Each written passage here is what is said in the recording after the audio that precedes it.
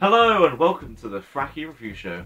Now I love the Game Boy Advance. I fondly remember my time as a child just playing some of the awesome games that came out on it. Zelda Minish Cap, Pokemon Ruby, Wario Land 4, and who could forget Shrek 2. So while the system certainly had some great and memorable titles released onto it, we aren't going to talk about those today. It's been almost a year now since I got on to talk about anything I consider to be shit, so what better time to look at 3 GBA games which are absolutely terrible. Now these aren't Mortal Kombat, Mythologies, Sub-Zero, fucking however the title is bad.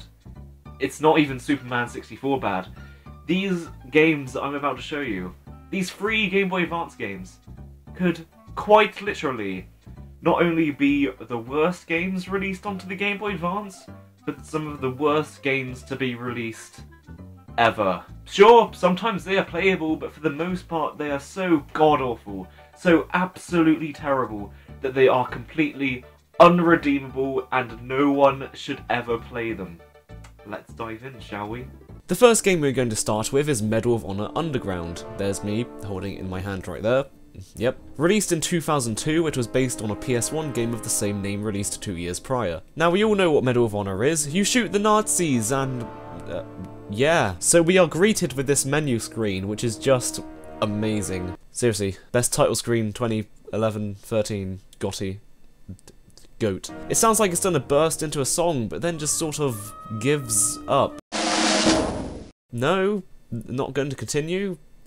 Okay. This girl doesn't look too impressed about it, but then again, I wouldn't be either if I was in this game. Starting a new game will take you to a boring PowerPoint presentation of the game's story. Are the gunshots needed? No, please. No, stop it.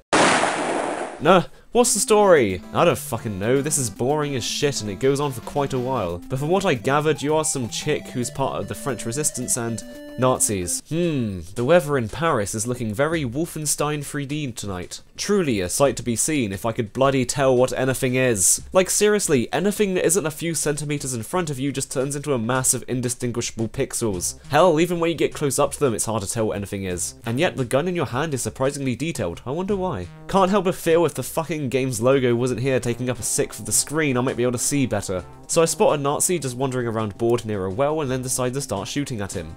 Or her.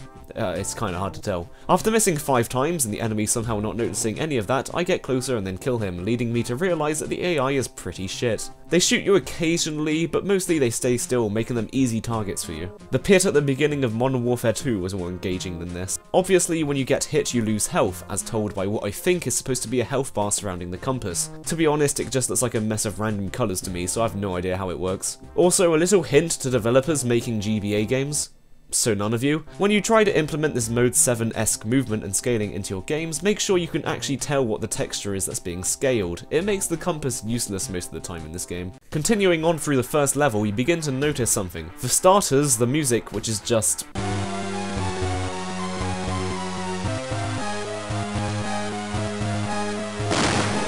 beeping. And then how smoothly it plays. I.e., not at all. It really chugs and randomly speeds up and slows down whenever it feels like it, which is really unhelpful when you're trying to navigate the maze-like levels. After about 2 minutes, my ears had just about had enough, so I decided to pause the game, which caused an earthquake to occur. And there was no options menu. But by the looks of it, my objectives are to find my brother and to open a garage. Nice to see the French Resistance are aiming high. Ah, shit! Shit! What the hell? I could barely see him. He was blended in with the background. Oh, he's my brother.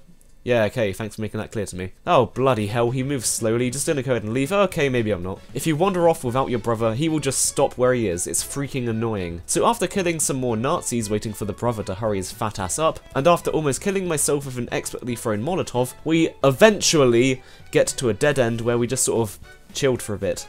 Jesus Christ, that texture behind it was terrible. What the hell? Oh, it's a door. Yeah, of course. Silly me expecting a door to have a door handle, a hinge, or, you know, anything that would make it look like a door. Alright, level over. Let's start an earthquake and celebrate. Woohoo! The second level takes place inside the French catacombs, which would be really cool if it wasn't in this game. You also get a new gun and... yeah, I see why the pistol looks so impressive now. It is literally just a picture of the gun they were using. Didn't even try to make it look nice.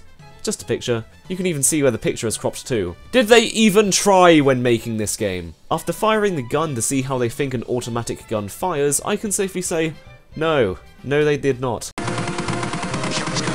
Need I remind you, this game was released in 2002? Do you want to know what came out 1 year before this game? Fucking Doom on the Game Boy Advance, a much more functional and fun game than this pile of crap. I give Medal of Honor Underground a rating of like Wolfenstein 3D, but shit. The next game we'll be looking at is Sonic the Hedgehog. Yep, there it is in my hand again. Now admittedly the only research I did for this video was to look up what people thought the worst GBA games are, but I was actually kinda surprised to see this game mentioned on so many people's lists. I don't really like the first Sonic game that much, here's a video about that, but it can't be that bad.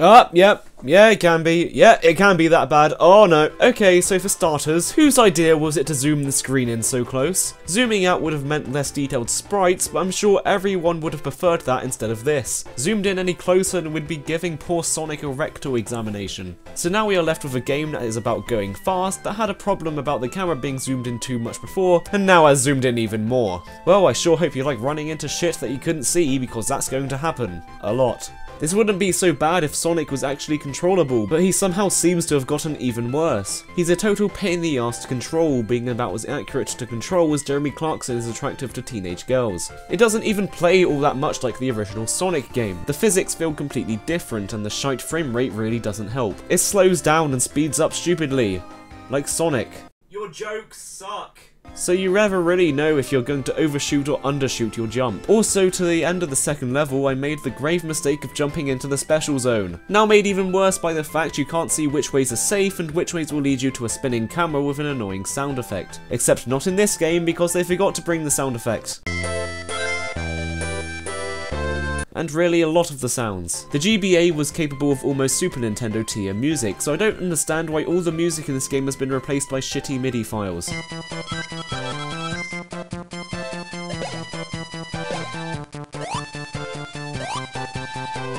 This would have sounded bad on the Mega Drive, let alone the GBA. Oh no, please, Robotnik, please don't make this boss battle any more difficult for me. I am at the edge of my seat. I can barely comprehend this level of difficulty, oh no. Also, if you thought Marble Zone was bad enough on the original Sonic, you haven't seen nothing yet. Man, I sure wish I could see where I was jumping or what I was jumping on. Oh no, I died and got a game over. Oh no, I accidentally closed the ROM, threw the cartridge across my room. I give Sonic the Hedgehog a rating of like Sonic the Hedgehog, only shit. You know what? I'm done. I'm fucking done. No more shitty GBA games. I need to play something I can enjoy. Like Earthworm Jim 2. Oh lol, I've tricked you. It's actually the worst game here. I am the epic ruse master. Top lol. Now the original Earthworm Jim 2 was masterful, one of the greatest 2D platformers to ever grace this planet. After seeing this game listed on some people's worst GBA games, I was intrigued. Early signs are promising. There are no fucking MIDI files here, thank God. But there isn't really all that much to say here apart from the title screen is just as boring as ever. Let's start the game, I guess. What could possibly go wrong? Anything but tangerines. Yep, not gonna lie, it's been years since I've owned this game and I still have no idea why the level is called this.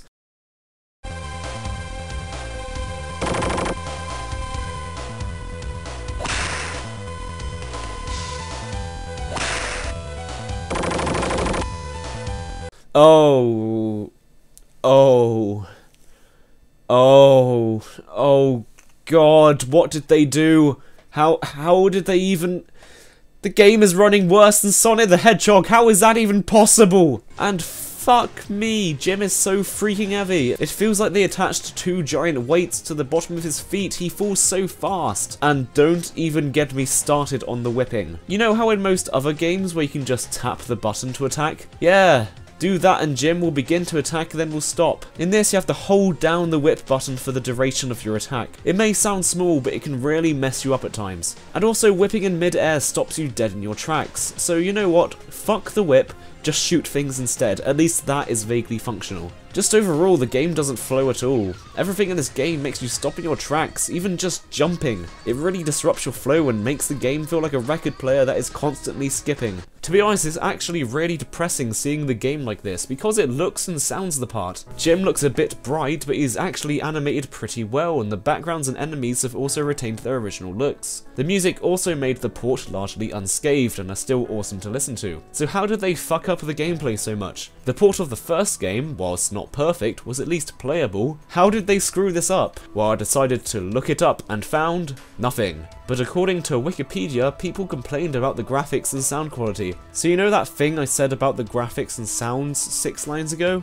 Yeah, well, I don't know what I'm talking about apparently. So I soldiered onwards, reached a waterfall which was a total pain in the ass to get up, kept falling down because of the shitty collision detection not letting me hang from ledges, struggled to get down a hole because of the shitty collision detection that wouldn't let me stop hanging from ledges, and then finished the first level. I feel like my childhood has been raped. Well, there you have it. The 3 worst Game Boy Advance games of all time. Or at least the 3 worst Game Boy Advance games that were in this video. Because there were only 3.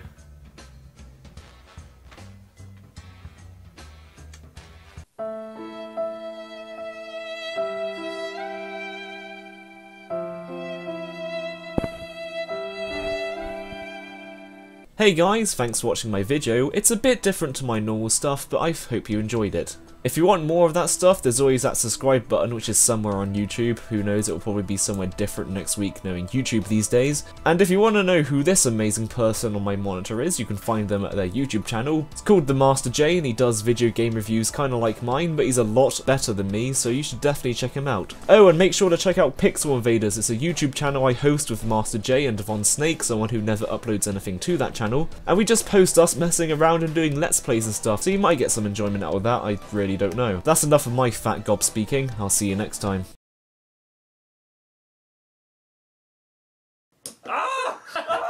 It's Alexa!